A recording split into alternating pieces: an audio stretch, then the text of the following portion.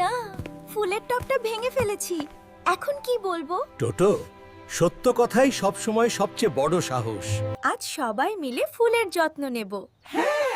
দাদুর বাগানটা একদম সুন্দর করব। দেখো, আমি আজ প্রথমে পানি দেব। আরে না,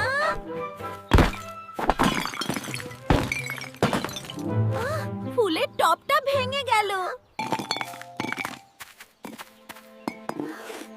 টোটো, কি হয়েছে বাবা?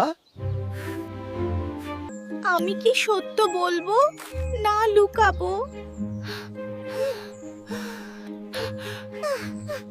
না না, আমি কিচ্ছু করিনি দাদু।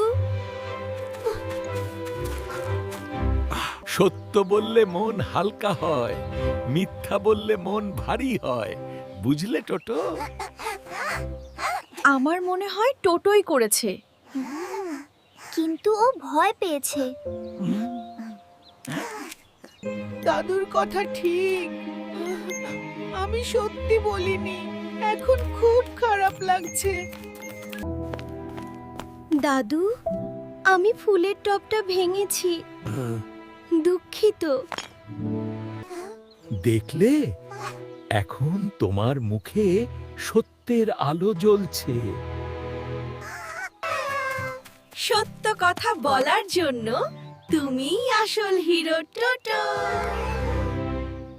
এখন আমরা সবাই মিলে এটা ঠিক করব।